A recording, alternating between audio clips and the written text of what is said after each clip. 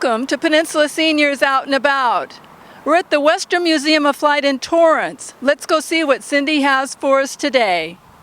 Welcome everyone to the Western Museum of Flight. I'm Cindy Maka, the director.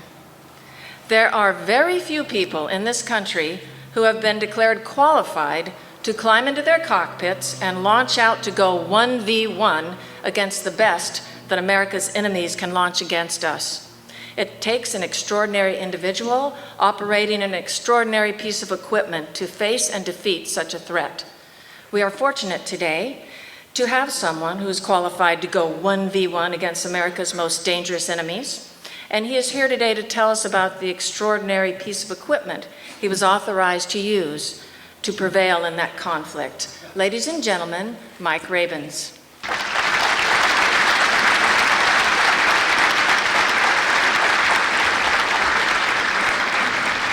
Thank you, Cindy. Thank you all for being here. The buildup is just a little much, actually. You know, celebrity lecture series, and I'm thinking I'm not a celebrity, but I am a huge fan of that airplane that's out there. And what I thought I would do today is talk from the heart about my experiences flying it for many, many years. Now, a few years ago, the gentleman who's going to be signing his book later gave an incredible pitch here about the history of the F-14 and the different variants. And so rather than try and compare to that, I chose to weave in some sea stories, talk a little bit just about my personal experiences. Kurt Schrader, who's going to be here in February to talk about another airplane, was a Grumman test pilot and has phenomenal experience with the F-14, and I would urge you to talk to him as well. So I was a typical boy that wanted to fly. All I wanted to do from the time I can remember was fly. I went to school on an ROTC scholarship. In the picture there, that's the day I got my wings, 1981. That was my father. I look more like him now, a little bigger, but you know, it was just laser-like focus on getting into naval aviation and just flying the fastest, hottest airplane there was out there. A lot of people had that goal. And I was very fortunate when I got my wings. I was selected to go directly to F-14s. Many people had to stay and do an instructor tour for about a year and a half before they went there. And so I was still the junior F-14 pilot in our squadron when I left the squadron 3 years after I got there, because most of them had done that instructor tour. I got to Miramar in the heyday of Miramar. If you go up there now, it's a great Marine Corps Air Station. And the Marines, God bless them, they're great. But Miramar was owned by the F-14 community at that time. And it was very interesting to go there, and I'll talk about that in a moment. My first flight, 1981, my last flight, 2004. So the F-14 was out there 36 some years, and I got to be an active participant with it for 23 of those years. And I consider myself very lucky to have been around for all the variants of the Tomcat, to see it grow from a magnificent fighter into an incredible strike fighter, and I'll talk a little bit about that. 2,700 hours I was able to fly the F-14. That's a lot of maintenance hours for a lot of people, so my thanks to everybody in here that is a maintenance person, because it was about 40 maintenance man hours per flight hour in the F-14. I had the good luck to go out there and land on a carrier about 700 times. Now, if you're a purist about traps, I noticed I didn't say 700 traps, because I really ended up with about 680. But when you're doing carrier suitability work, you do a lot of touch and go, so over 700 landings. My takeoffs and landings are equal. Think about it for a minute.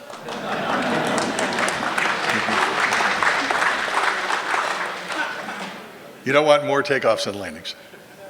And I was lucky enough to fly the A, B, C, and D, and I'll talk about the C a little bit in a minute. Just a little bit of history about the airplane for those of you that aren't familiar with it. There was a big push for a joint Air Force and Navy carrier-based fighter bomber. So the F-111B was born, and for various reasons, the F-111B didn't work out. And the book that I've got here, which is written by Paul Gilchrist and many other sources out there, can tell you that whole story. But Grumman was ready, and Grumman had a design. They went through all the design iterations. They had tremendous designers that got together and designed this magnificent airplane. And the philosophy at that time was, we're going to take an existing engine that's proven, were going to have a new airplane, and they had a weapon system that made the F-14 unique for many years that had also been proven on the F-111B. So new airplane, existing engine, and a slight modification of existing weapon system. Over the course of the years, the airplane went through several upgrades. There was an A+ for a while. That was the re-engined airplane. They ended up not going with that particular engine. They ended up going with the GE engine in what later became known as the F-14B. And that was the airplane that we really wanted to fly. Pratt & Whitney, the TF-30 was built for a bomber. It was not incredibly stable when you were doing dogfighting, when you were doing high alpha maneuvering, when you were really yanking the airplane around. It tended to have stalls in the engine, and a stall in the engine when you're in a dogfight, not a good thing. The GE engine was incredible. The 110, you could literally slam the throttles to military to idle, to military to idle. Little did you know, as a pilot, they weren't really going all the way to idle because the designers were smart. But you could do anything to those throttles, and they would just keep on ticking. It was a phenomenally powerful, fast, and incredibly performing airplane. They did later come up with a B, we call it B+, or the B upgrade, where they fixed the weapon system. So by the time the airplane was phased out, I last flew in 2004, the retirement was in 2006. There were B upgrades or B pluses and Ds out there on the carrier decks, and it was the most potent airplane out there. Now, Hornet enthusiasts, I'd be glad to talk over, on the other side of the Tomcat afterwards, because the Hornet is a magnificent airplane, but it can't match the F-14 for speed, weapons carriage, long range, both a long range weapon system and a long range platform. So it was really good. And I would say, if you are interested more in the history about the airplane, I would encourage you to go back and watch Mike Cimarana's paper. You can see it if you go to the museum's website. There's a link, and it's on YouTube as well. It's an incredible presentation about the airplane. Is Mike here? Okay, I guess he's coming later then to sign things, but it's really good. So, my hero shot, show up at Miramar. Haven't flown the airplane yet, but I want to be part of it. So I go to the Fleet Replacement Squadron, and at that time, I wanted to describe Miramar at that time. There were still F-8s on the line. It was VFP 63 and a couple of reserve squadrons, and you knew the F-8s were flying because the afterburner did not light softly. And people laughing have probably been around. It would wake you up in the morning in the BOQ because it was a very hard light, and so the F-8s were still flying. The F-4s, many of the squadrons that were to become F-14 squadrons had not transitioned yet. So we still had squadrons. We had squadrons in transition.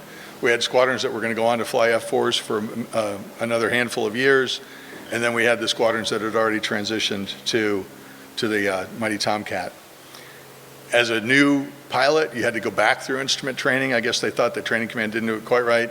So the squadron that was half instrument training and half adversary work, VF-126, was there. And they also did out-of-control training in the T2. And as a pilot, every turnaround cycle, you had to go out and do an out-of-control training flight in the T2 so you could practice. It was a very forgiving airplane. You could actually practice your F-14 out-of-control maneuvers in the T2, and they would work every time, and it would build you confidence, and pilots would get a chance to see what it's like to be in a Frisbee trying to apply the controls. One thing about going through the RAG, depending on how many students were going through, it could be a short stop or it could be a long stop. I went through survival school in May. I finished the RAG in December. My first flight was probably in June. So I went through in 6 months, and that was very quick. And for a 23-year-old guy, I was just in heaven. I'm living in San Diego. I'm flying the F-14. It was really something. But you absolutely knew that your reputation started there on how well you did at the boat and how well you did in tactics. Anybody can, if you had gotten your wings, you can fly instruments, you can do basic airwork and things. But when you get to tactics, there was a lot of scrutiny there. They were looking for who was going to be, and the squadrons that were receiving the students, it wasn't exactly a lottery. There were people maneuvering behind scenes to get the people they wanted. So you wanted to have a good reputation, and the fighter community's always competitive, so I don't think anybody's probably surprised to hear that. So I went to my first squadron, and it was VF-114. And back then, they had just come home from a cruise where they had gone on the America, and they had done, I think, an 8-month cruise. I joined the squadron in January of that year, and we were starting workups almost immediately. So we did workups starting in January. We went on cruise in September of that year, and it was an 8-month cruise. So it was very compressed. The Cold War was hot and heavy at that time, and we fully expected to go out there and see some action. The F-14's first action had been on their first cruise overseeing the evacuation of Saigon in 1975, and then things had been pretty quiet since then. That was just VF-1 and 2, and now they're getting the squadrons to go through and to complete their transitions, and more carriers were going with F-14s instead of F-4s. So we went out and we went on the Enterprise. The Enterprise had come out of the yards. The Enterprise was a unique carrier in that it had a very large boxy island, which gave you more disturbed air when you're coming into land. So it was an amazing ship. It had 8 nuclear submarine reactors, far different than the Nimitz class or the Ford class that's coming out now, which just have 2. But it was, the call sign was Climax, and it was a good ship to be on. A lot of my buddies were on the Ranger. They didn't have water for showers half the time. And on a nuke carrier, you had all the water you wanted, so it was pretty sweet. On that cruise, it was very interesting because we were going to places where carriers had always been, but more emphasis on going to the Indian Ocean.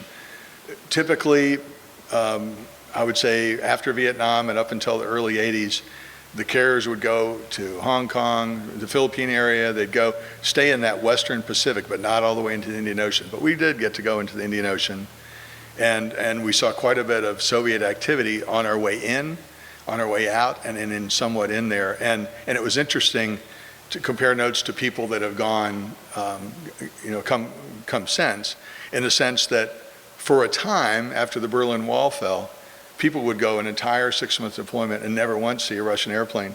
Those numbers you see there, 12 Bears, 8 Badgers, 2 Mays, a Cub, some commercial airliners, and some other airplanes, those were just for me.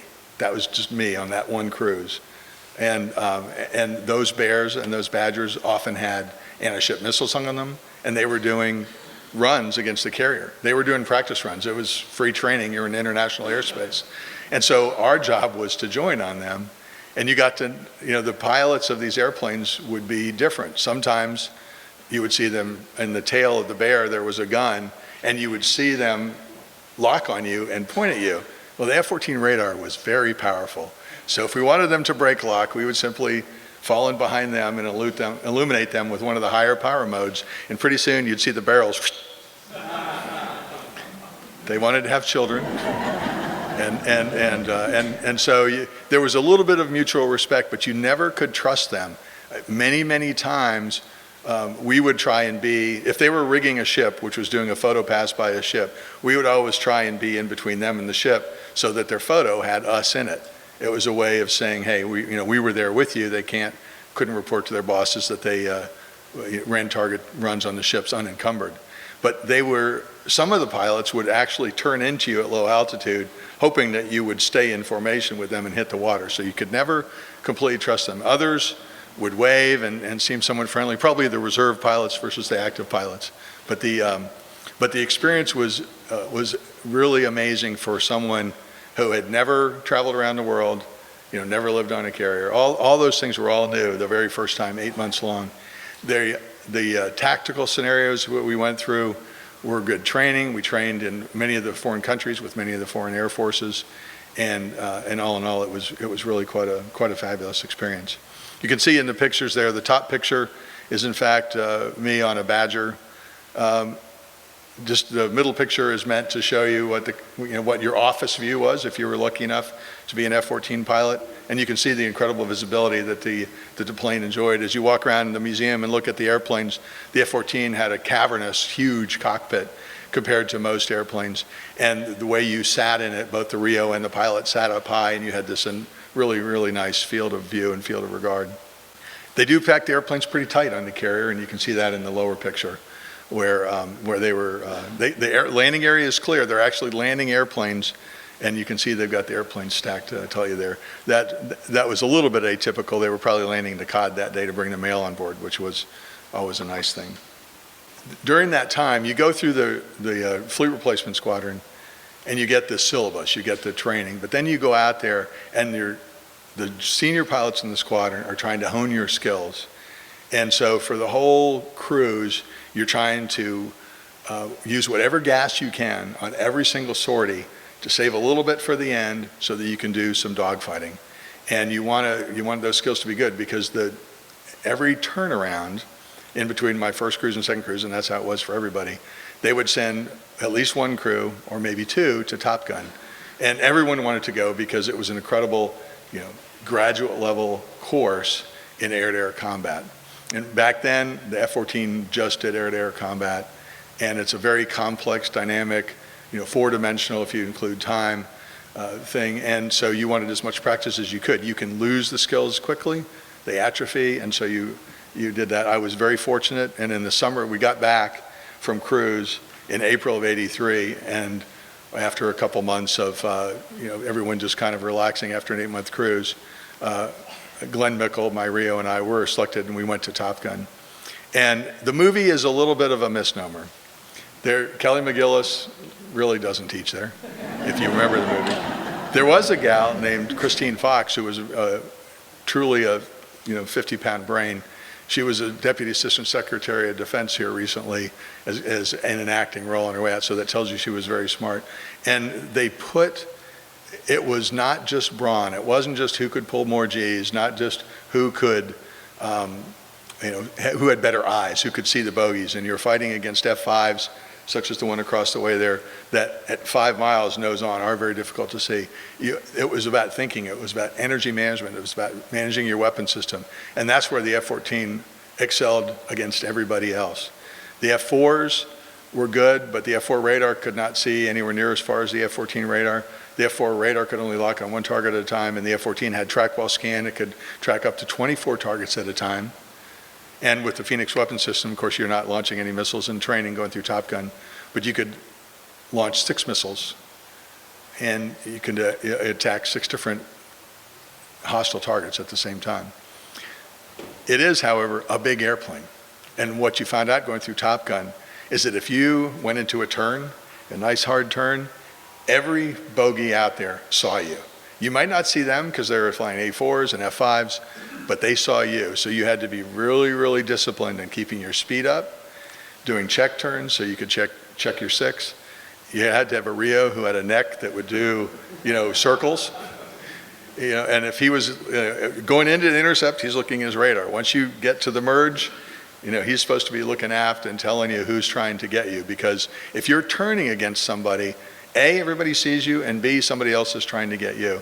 Then in Top Gun, you started with 1v1s, as Cindy was saying, and you built your basic skills there. But that was just how you fly the airplane, how you do that energy management, how you maximize the performance of the airplane against what you know to be the capabilities of the enemy airplane. The A4F, I think they took everything out but the ejection seat. I'm not even sure they had a radio to get it as light as possible so that it had about a 1.1 to 1 thrust ratio. The F5s, you couldn't see them outside of about 5 miles. So they did everything they could to make the job as hard as possible, and you had to be very disciplined to know against an F5, you had much better turn capability, and you just had to take advantage of that and not let him take advantage of his opportunities. Against an A4, it was really one rule: don't get below him, because he could do a pirouette turn that would just water your eyes, and next thing you know, he's pointing at you or trying to get his nose to you, and you're trying to get out of that situation. So you learn these things going through Top Gun. Then, after you mastered the 1v1, You went to 2 versus 1, 2 versus 2. Now it's crew resource management. It's how effectively you as a team, and your team with the top crew from your sister squadron, how effectively can you work as a team to defeat the enemy? Then you go to 2 versus 4, 4 versus unknown, and those were heady days when they would launch 16 airplanes out of Miramar. The bad guys would go first, they'd get all set up, and then we would go out there and run our tactics. It was an amazing training experience. There is no Top Gun trophy, I'm sorry to say, but you would cement your reputation at that time, and more than anything else, you would learn the skills that were necessary to come back. And now your job was to train everybody else in the squadron. It was a train-the-trainer program, ultimately. Top Gun came about because the kill ratio in Vietnam was about 1-to-1.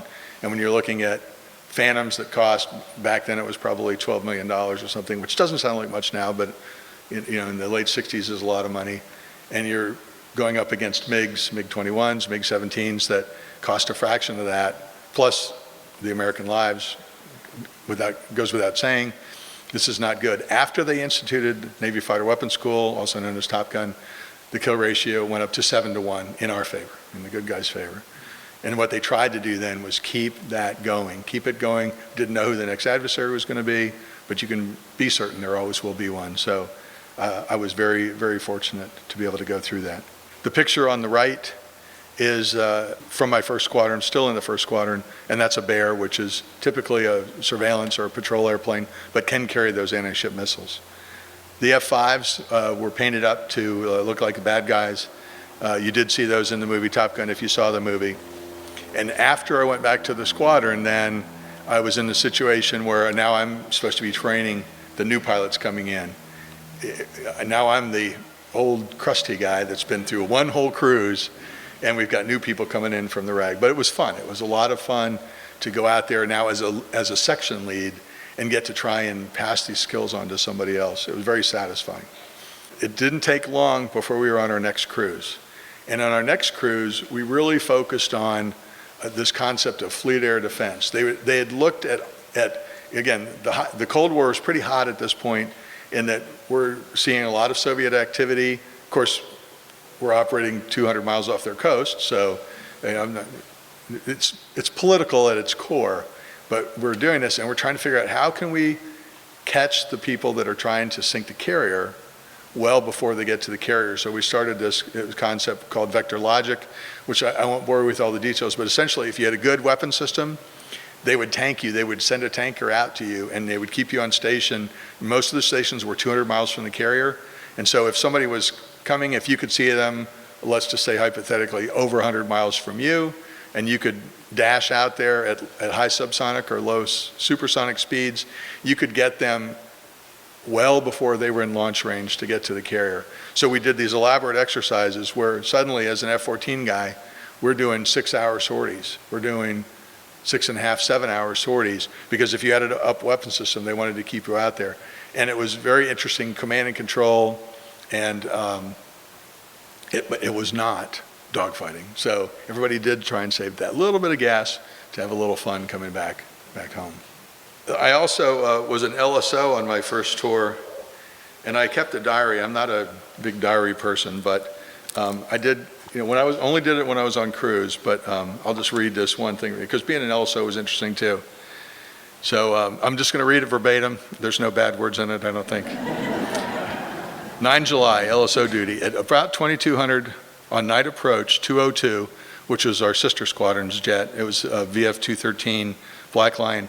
Came as close as I ever want to see to a flight deck catastrophe. He was coming in left engine out on the emergency generator, which because of flight control inputs kicks to the low side. The emergency generator was driven by hydraulic power, and if there was, it prioritized the flight controls, which is a good thing, that's a good thing, and it would go to the low mode. And so he went lights out, in close to the carrier. So as an LSO on the platform, you can't see him anymore. You can hear him, but you can't see him. But you don't want to be that guy that says, you sound good, keep it coming. but we didn't, he had an emergency. You didn't want to wave him off. So about a second and a half later, we pick him up in the moonlight. He's 20 degrees left wing down, We're giving him right for lineup, wave off, wave off, wave off. He barely misses some F-14s that are right behind the platform. His hook strikes the right cut lights housing, cleaning it and some wave off lights off. So the Fresnel lens, which is what guides the pilots in, has got cut lights next to it, which is how you talk to them and the pilots in the daytime. It hit that. It took some wave off lights, and he diverted to Wake Island, which was not too far. And then that whole lens system was out, and we had to do what was called MOVLAS for the next 24 hours, which is where literally the LSO has a handle and moves the ball compared to the green datum lights up and down to tell the pilot who's flying in whether he's high or low. And you practice that, so you can do that, and we did. So that didn't have anything to do with Top Gun, but it was an interesting story. And it told you a little bit about the Tomcat. The Tomcat could take a licking and keep on ticking. So that pilot did a good job that night with a terrible situation, and the plane was fixed and came back, and it was good to go for that. So an interesting experience, though. So, boy, I'm going to have a hard time reading this. And so I'm not going to try. So let me just summarize for you. So imagine, if you will, it's kind of a crappy night. So first of all, it's night. You're going out. You know you're going to get a night trap, and you're less than excited about that because the weather's crappy. So you launch out and you climb out, and we climb all the way up to about 32,000 feet before you break out above the weather. So now, and this is up in the North Pacific. So we break out on top, my trusty Rio and I, climb up to about 34,000 feet, and we're just amazed to see this pitch black sky full of millions and millions of stars. Carl Sagan, billions and billions of stars. I mean, there were a lot of stars out there, and it was just so beautiful. And we were just almost mesmerized until we saw the lightning come out of the clouds below us. And we decided we need to be higher. So the F-14, we were pretty heavy. We had just launched from the ship. So at mill power, we're just climbing up as high as we can get because we did not want to be, the airplane's built to withstand lightning strikes, don't worry, but you don't really want to go through that because certain electronic components are likely not going to survive, like your INS, and you're going to have to come back to the ship with degraded nav, and that's not fun in bad weather.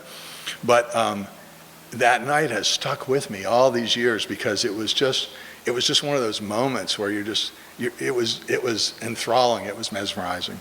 So it was good to be an F-14 pilot. So I went to test pilot school, and they don't have F-14, so I won't talk about that. You can see I was very, very lucky for all of my career. I go to test pilot school, which is at Patuxent River, and unlike most of my classmates who stayed there to do testing, I was sent to what was then called the Pacific Missile Test Center. It's Point Mugu. Many of you have probably gone up there for the air show, and you're familiar with it. I've already talked to a few gentlemen tonight that have worked there. And I think in 1986, when I showed up at Point Mugu, it was the heyday of jet flying at Point Mugu because you had VX-4, you had Pacific Missile Test Center, you had Reserve A-7 Squadron, it turned into Reserve Hornet Squadron, you had VAQ-34, which is electronic warfare with EA3s and EA7s. There was more going on there than you could shake a stick at, and it was a heady time. So where my classmates were going back and doing some of the more flying qualities and performance work on the F-14, I felt like I was very lucky. That was the place where they'd done that famous 6-on-6 shot, and that was where they were working on the new versions of the Sparrow, the new versions of the Phoenix missile system. The AIM-54C was coming along. The new radar for the F-14, the F-14D had not, in 1986, had not started flying, but they had the radar of an F-14 in an A3 flying out of Point Mugu almost every day.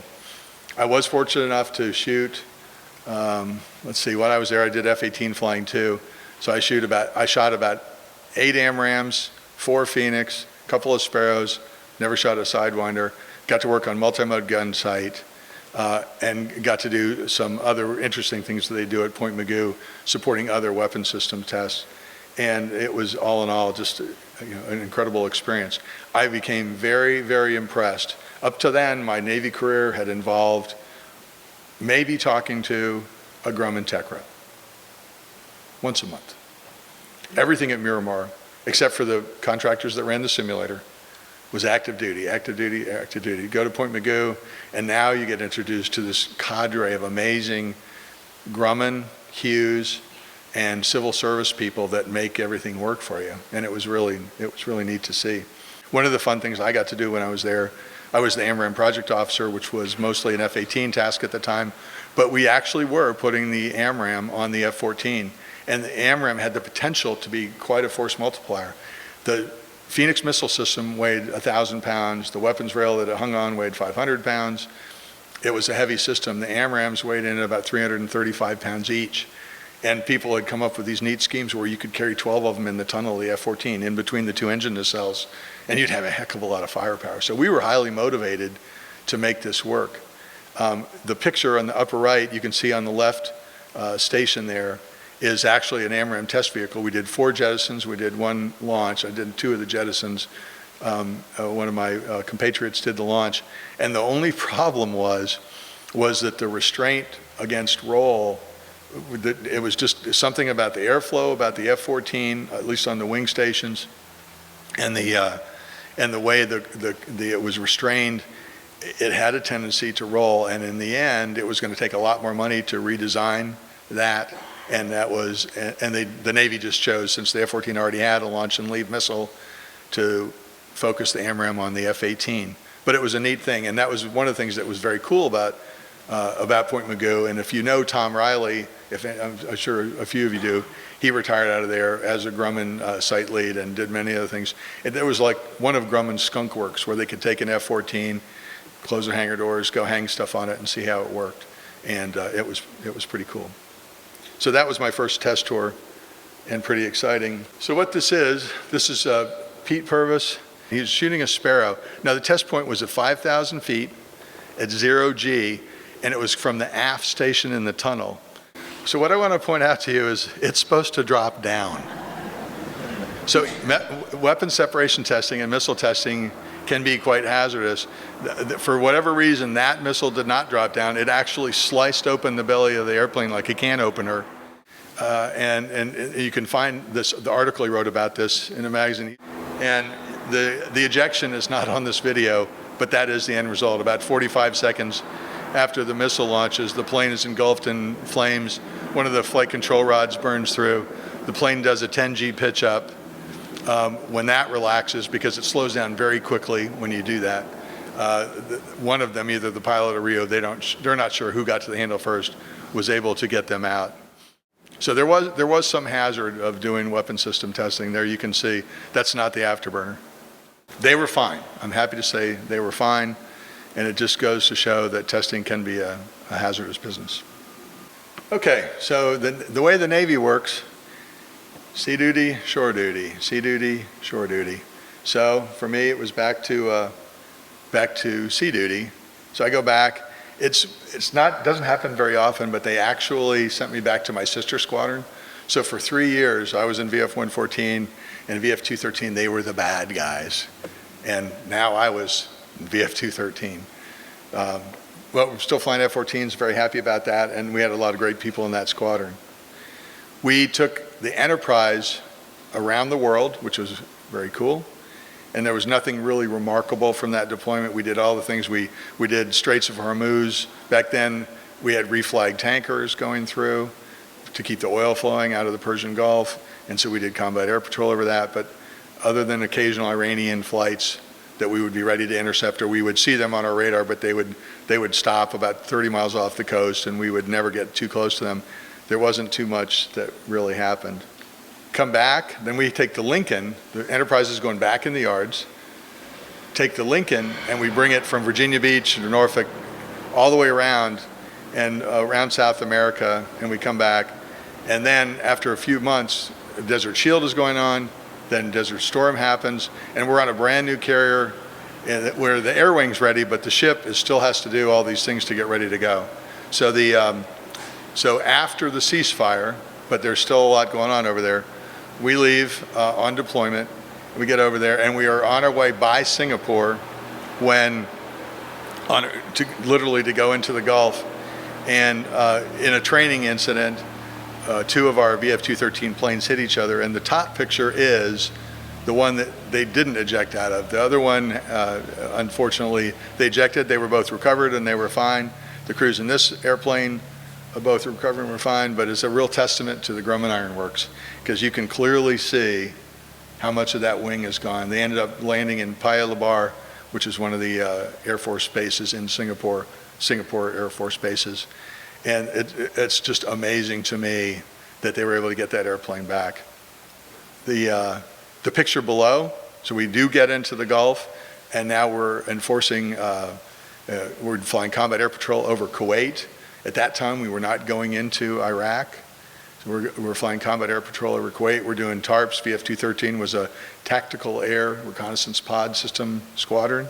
So we actually were taking photos of enemy placements along the border, because the cameras can see a ways in there, and we were doing freedom of navigation. So it was still a very interesting time. When we first got there, which was in the May timeframe, you almost couldn't see. The smoke from the fires was still horrendous. So the picture on the lower right is actually from later, and believe it or not, that's better than what it was. It was just this horrible black smoke all the time. Just to give you an idea, I'm not qualified to talk about what the F-14s did in the actual conflict, but they did a lot because they were constantly up covering the strikers and doing fighter sweeps. There were enemy aircraft airborne. The F-14 only got one air-to-air kill. It was against a helicopter during Desert Storm, but obviously the Air Force was having skirmishes. Several of the Air Forces were having skirmishes. We think they were just intimidated, didn't want to come anywhere near the F-14, but the F-14 did fly a lot. And the one squadron, he had been a department head in my squadron in VF-114. Now he's the CO of VF-2. And in the 43-day war, they flew 557 sorties in almost 2,000 hours. So they flew a lot. The F-14 could perform in combat. The F-14 could, as long as you had the parts, the F-14 could do amazing things. So after that tour, I get this call from the detailer, and I don't know what the analogy is. I work for Northrop Grumman now. Sometimes they do call you and tell you what your next assignment is. That's why I've been at Patuxent River, Cindy, for the last 5 months. But sometimes they tell you where you're going. Sometimes they ask for anything, and they said, we need TAC Air guys to go back and be test pilot school instructors. So I went back to Pax River to be a test pilot school instructor, and I ran the systems department for a while. And then the dream job of a lifetime came up, and that was the head of carrier suitability testing for Pax. So I went over there, and I was able to do that for a little over a year and a half. During that time, the F-14 was going through this renaissance where the F-14D was out now. It was getting NVIS and LGBs, it was getting the Lantern pod, heavyweight cat shots so you could carry more ordnance, and digital flight control system. And the digital flight control system was absolutely phenomenal. It made it a different flying airplane. You were a very busy pilot coming back aboard the ship in an F-14A without digital flight controls. With the digital flight controls, you were still working, but it was nowhere near as difficult, and all that was being tested at Patuxent River at the time. It's an interesting story. Some fleet guys got together and actually came up with this idea, and Lant can pick an airplane and do different testing with it. So they had done a proof of concept of the Lantern pod. The original estimate from people was that the integration effort was going to be expensive and cost a lot of money, and they couldn't afford it. They came up with a bunch of workarounds, so it wasn't a completely integrated system. It was a little bit federated, but it worked. And the Lantern pod made the F-14 an incredibly effective air-to-ground platform. It really became the true strike fighter in this time. You had the APG-71 radar, you had IRST, you had the Lantern pod. It became, and this is where I'll go up against any other platform that's flying today still, with maybe the exception of the JSF in terms of weapon system. But for the plane itself, couldn't be beat. It was amazing. The upper right picture is the VX squadron that was at Point Mugu, and they traditionally had an airplane in politically incorrect bunny tail colors. The black scheme was for night tactics development, but I think it really just looked cool, and that's why they did it. The bottom right picture is it's actually an air-to-ground weapon separation profile that they're flying at Patuxent River. They don't do live ordnance at Patuxent River, but they have a completely instrumented range with high-def cameras everywhere, so they can get pictures like this, and it's a nice picture, and you can see the weapons on the belly there. After that, I got to go back to test pilot school, and I was lucky enough to be the XO and CO of that, which was a lot of fun. Doesn't have anything to do with the F-14. I had to go do my one non-flying tour up at Joint Strike Fighter, which was interesting. And then, just lucky as can be, they let me go back and be the wing commander at Point Mugu, which was my last active duty station. And in there, we're doing now the F-14D and the F-14B Plus are out there. The F-14D had seen action, and I've got a slide in a minute to go through it. And it really was a very refined strike fighter at this point. The B had come along and they'd done a weapon system upgrade, and they'd put a much more effective HUD. And I'll say the F-14A had a HUD, and it was real, but the capabilities were fairly limited. So with the programmable TID and the state-of-the-art HUD and the F-14B and the weapon system upgrades, it was really almost an even match. They had slightly different capabilities, but the B was a little bit lighter. So if you did get in a dogfight, the B was actually, the better airplane to be in, but the F-14D weapon system was, par none. It was the best. So a couple of pictures there. You can see the weapons. The upper right is the VF-213 bird with some smart weapons on it. That's from near the end of that squadron's life. A weapons test squadron, F-14 in the middle, and then that was my last flight in May of 2004 with my family. So the F-14 didn't see a tremendous amount of combat in the sense that the first Gulf War, well, let me rephrase that.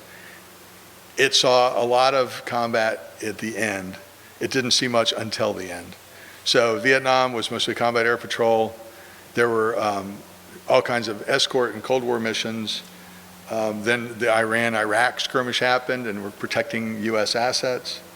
There were the Libya shootdowns. There was the first one, and then years later was the second one, and that was freedom of navigation. And there are freedom of navigation issues in the world today, where certain countries are claiming space and saying this is our territory, 200-mile exclusion zone, everybody else has to stay away.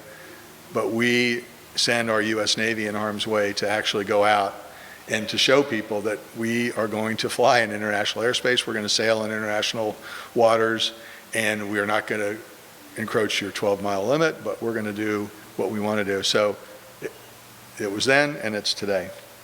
Then we had the first Gulf War, which is listed as Gulf War II here. Then Kosovo, and then after the 9/11, we went after the bad guys with a vengeance. And at that point, the F-14 really was the platform of choice. And I remember going to this precision strike conference a few years after that, and it was so cool because the special ops guy, he was a major, stood up. Now this room is full of industry titans in suits and generals, a few admirals, and the special ops major stands up and gives a talk, and the room was silent as could be. You could have heard a mouse, you could have heard a pin drop. As he was going through this tale of being under attack, he was with freedom fighters, and as an F-14 guy, I was so proud because he said that they were calling for help, and everybody was out of ordnance, they couldn't get there, and an F-14, a pair of F-14s responded, and all they had left were bullets. But they came in and they strafed. And the F-14 is one loud airplane. If you ever saw it in an air show, it was the surprise that always got everybody screaming at the air show. And when it roars over the bad guys' heads, and it's got that 6,000 rounds a minute Gatling gun, opening the way for it, it gets people's attention. And the guy said that allowed them to regroup and survive that day. So, I was pretty puffed up. Hadn't flown an F-14 for a couple of years at that point, but I'm thinking, go Tomcat, baby. And the F-14 did do, as the bottom note says, the F-14 did do a lot of close air support because with the Rio, night vision goggles, with the Lantern, it could do a better job at close air support than a lot of the other airplanes. It just didn't have as much gas or as much ordnance. So a fitting and wonderful end to the F-14. So I'm going to just shift gears a little bit. And I have just two more slides. I know it's warm in here. I want to talk a little bit about the F-14 Association. Shameless plug, I admit it. I'm the president. We have a board of directors. We do things. We have a website. You can see it at the bottom there. We're trying to expand a bit. Right, we've been doing an event at Tailhook every year, and then every other year we do an event. This year we did a reunion in Pensacola. We're planning to do Oceana this year with the Oceana Air Show, and it's the 10th anniversary of the last flight of the F-14. the big retirement ceremony that was held in September of 2006, so hard to believe. But next year, it'll be 10 years for that. So if you're interested, go to the website. You can join and look for activities. And we're trying to do more activities, much like ANA does, where you've got different squadrons, so the people that love the airplane, either because they're a fan or they flew it or they fixed it, have something that they can do. Lastly, I thought, so everything up to now had nothing to do with the current Northrop Grumman, but I thought you might be interested, so I thought I'd just tell you a little bit about what Northrop Grumman is doing today. So I just came back from Patuxent River, where I was yesterday, and we have a part of the F-35 team is actually Northrop Grumman folks with our strong carrier suitability background.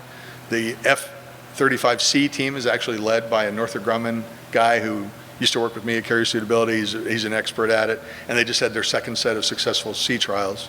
The E-2, which is now in the E-2D, they have a very active follow-on test and evaluation program there, and they're getting ready to do something that, frankly, the crew's not too excited about, which is aerial refueling.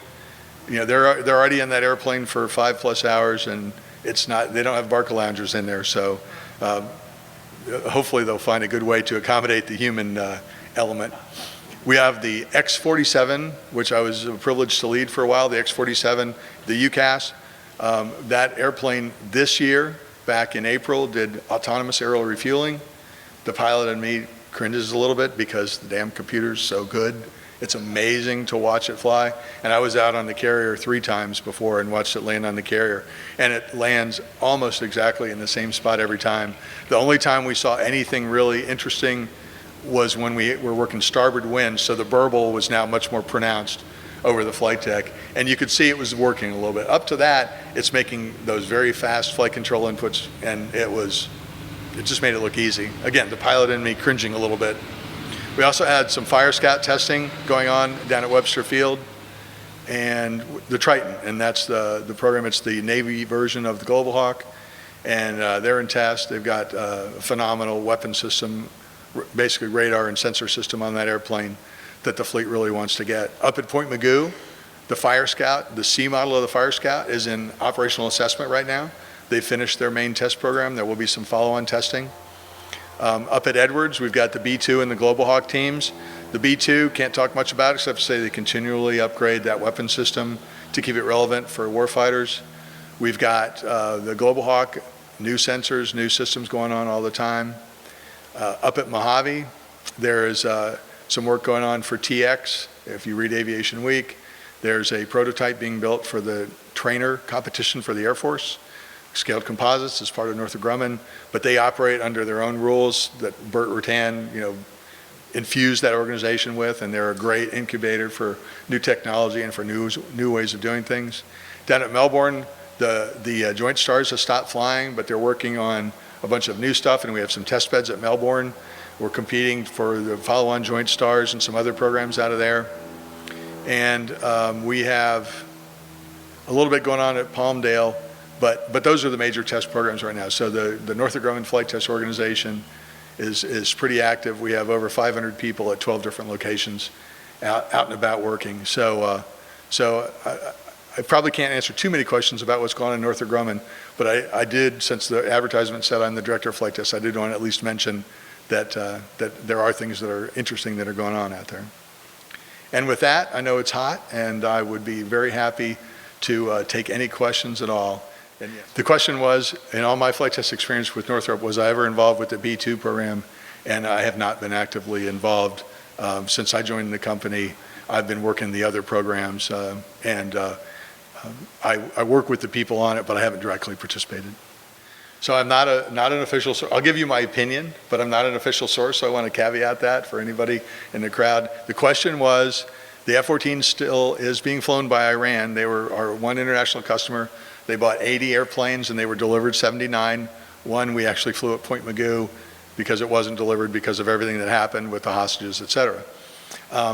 My understanding is that they have about 5 that are serviceable. That's based on publicly accessible information, not based on any particular intelligence. It's just open source material that says they're somehow cobbling together the parts and through some reverse engineering, whatever, to keep about 5 of them flying. Yeah, there was back, I'll come to you in a second. There was someone back here? Okay, so the question was, which of the two radars did I prefer, the AUG-9 or the APG-71? I'm going to give you the answer that makes the most sense to me. I was a pilot, not a RIO, so I know the RIOs really liked being able to adjust things on the AUG-9 so they could tune it and tweak it. I know that for a fact. But I will tell you that the APG-71 was more reliable in the sense that when you took off and you went flying, and they'd done a lot of reliability improvements on the F-14, you had a better chance of having a good system. In the F-14A, you wanted a RIO that could cycle the right circuit breakers and do the right things to make it work. You could heal it if you knew what you were doing, and we spent endless hours passing along gouge about, okay, if this happens, cycle these circuit breakers in this order and hold your jaw just right. And it would work. And the AUG-9 was amazing, don't get me wrong. I mean, it was phenomenal, but the 71 was a little more reliable. Did I suffer any damages from flying due to the heavy G forces? Well, I used to be 6'4". Yeah, I'm kidding. No, I used to call it, it's kind of funny. I used to call it getting my vitamin G. I loved it. I loved pulling Gs. I just thought it was the best thing. You know, there's an anti-G straining maneuver, and it just felt good. So no, I don't have any things. Every once in a while, a little stiff back. I think that's more from landing on the carrier than from pulling Gs. Yes, sir. Yes, it is. They are at Patuxent River. The question was, thank you. At Patuxent River, they are getting ready to start F-35B ramp trials. That was the question, what's going on with the Marine version of the F-35. So they did some initial ship suitability work. They've been doing weapon separation and other things, and right now they're getting ready to start ski jump trials because our UK and Italian partners have ski jumps on their carriers. Yes, sir. In the back. So the question was, if I could comment on the sweep, and probably the gentleman standing by the coffee pot is much better suited to answer that than I, but I will say, I'll give you the pilot's point of view. So the wing sweep system was phenomenal in that it was fully automatic. I'm not sure what the first cadre pilots thought, but by the time I got to the RAG, we just trusted it. The only time we manually touched the throttle, the wing sweep, was to put the wings back to come into the brake, to come in and land, because you wanted the wings back so you could actually slow down. You could come in fairly fast and slow down easily, and then you would go to auto in your turn. So now in dogfight maneuvering, which was the gentleman's question, I will say you could occasionally use it to trick somebody. You could come into the, because if you're fighting the adversary squadron at Miramar and they know all the tricks, so you're just trying to be a little unpredictable, you could come in at about 350 knots, which was really good turning speed, but with your wings back, so he thought you were hauling butt. And then you could hit auto in the turn and you could surprise him that way. But in terms of general maneuvering, I would say it just worked. It worked well between the maneuvering flaps and the auto wing sweep and the AC. It was carefree from a pilot's perspective in a dogfight. Yes, sir. So two questions. One was, since I served on the Enterprise, and I was on it in the early 80s, so the Pueblo incident that some of you may be familiar with had happened less than 10 years ago at that point. Was it 72? It was 8 months after us, so it would have been 68. Oh, 68, okay. So it was still in the recent past, and I'm sorry to say, the turnover on the ships is high enough that nobody was really talking about that had any experience with it. That was that. And then the second question was about the Chinese. Yeah, currently with the Chinese. Right. So I think, again, private citizen, I don't have any particular insight into anything except what I read in the newspaper. The question was, is there anything going on with the Chinese in terms of airspace and all? And I think it's just the freedom of navigation stuff that I mentioned, where we are demonstrating that our sovereign ships can in fact go in international airspace and international waters and do that. No one wants to start a conflict, but you don't want something to become a precedent. So I think our Navy is doing what they should be doing to keep it free. Yes, sir. Okay, so the question was, did the original version, the F-14A, have a stability augmentation system?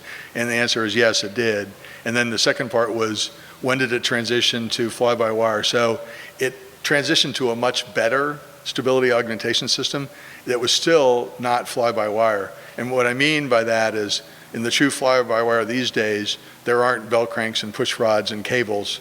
The signals go out to unless there's a backup mechanical system like the F-18 has, but certainly the F-35 doesn't have that.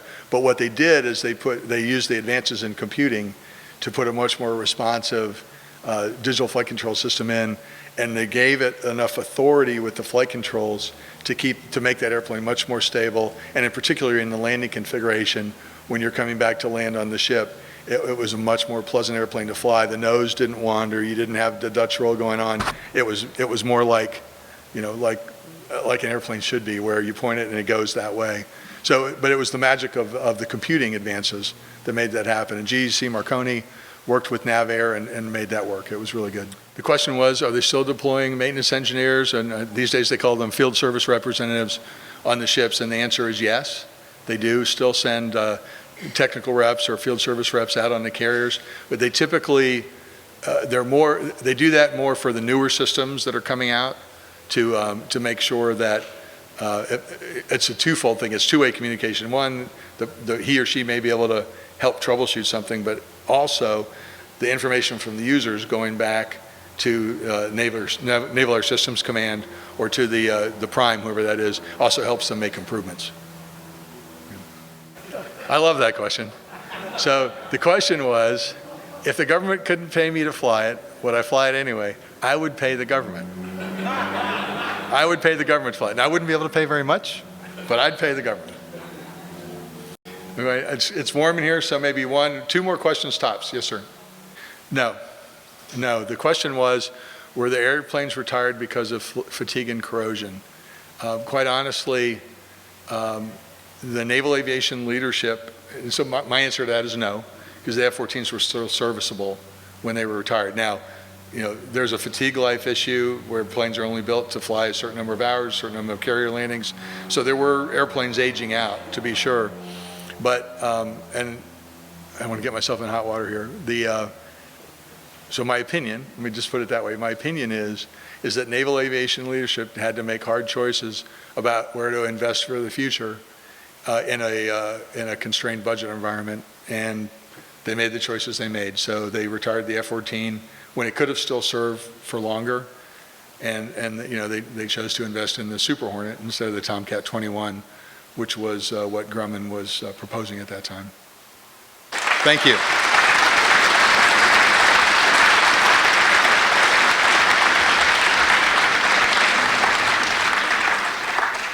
Thank you very much. Thank you for watching Peninsula Seniors Out and About. I'm Betty Wheaton. See you next time.